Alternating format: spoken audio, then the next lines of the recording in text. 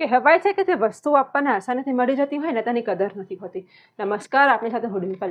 આપણે કોઈ વસ્તુને મેળવવા માટે મહેનત કરીએ, સખત પરિશ્રમ કરીએ, અંતે તે આપણને મળી જાય, પરંતુ કોઈ આપણી સામે તેને વેડફે તો આપણને ગુસ્સો આવે છે. આપણે તેને ખખડાવી પણ નાખીએ છીએ. પરંતુ ક્યારે આપણે અન્નને એઠું મૂકતા પહેલાં ખેડૂતોની મહેનતનો વિચાર કર્યો છે ખરો?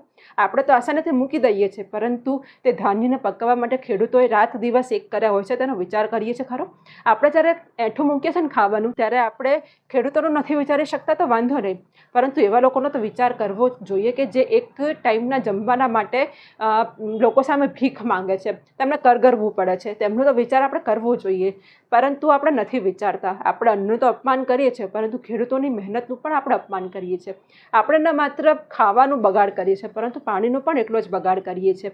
આપણે અનેક લોકો એવા હશે આપણામાંથી કે જે નળને ખુલ્લો મૂકીને જતા હશે, પાણીનો વેડફે છે અને તેમને કોઈ શરમ પણ નથી હોતી. તે આસાનીથી કહે છે કે વાંધો નહીં, એમાં શું થયું, પાણી જ તો છે. પરંતુ આ પાણી અનેક લોકોના માટે સપના જેવું છે. આજે પણ અનેક મહિલાઓ બેડા લઈને ઘર સુધી પાણી પહોંચાડે છે. માટે અન્નનું અને પાણીનો બગાડ કરતાં પહેલાં આવા લોકો વિશે વિચારજો, કારણ કે આપણને જે મળ્યું છે ને તે અનેક લોકો માટે સપના જેવું છે. નમસ્કાર.